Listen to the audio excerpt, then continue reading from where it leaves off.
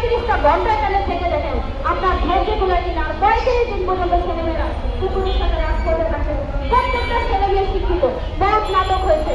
আপনাদের এই সমস্ত কাহিনী আমরা দেখতে চাইব না। আমি আমার সহযোগিতা ভাই বোনদের কাছে অনুরোধ করবো, আমরা এই দাবি বাস্তবায়ন না করে আজকে এখান থেকে যাবো না। যা হয় হবে।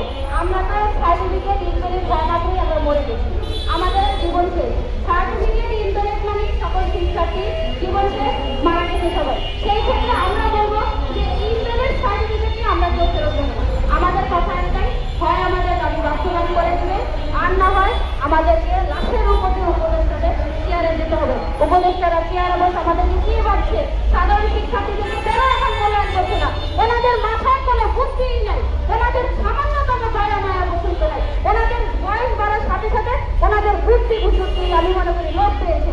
যদি জানো তো আমরা যে ফাইলগুলো দিয়েছি, আমরা বারবার সচিবালয়ে যাচ্ছি, আমাদের সাথে একাধিক আলোচনায় বসে না, ওনাদের মনে মনে ওর সাথে বুঝুর ওর সাথে বুঝুর করে একটা আরে বাবা, আগে কার সিদ্ধান্ত নিয়েছে, আগে কার সাথে বসছে? আমাদের প্রতিনিধি যাচ্ছে, আমরা যাচ্ছি, আমাদের সাথে তো আপনারা বসবেন।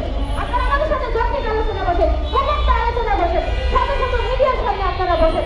আপনারা যদি আমাদের সাথে যৌক্তিকতা পারেন যে আমরা কেন 36 নাক্ষর দিয়ে চলে আসবে সচিবালয় থেকে, আর যদি না হয় ইনস্ট্যান্ট আপনাদের দিতে হবে, এই 3 বছরের ব্যাপারে দিতে হবে। আপনারা নাটক কাজ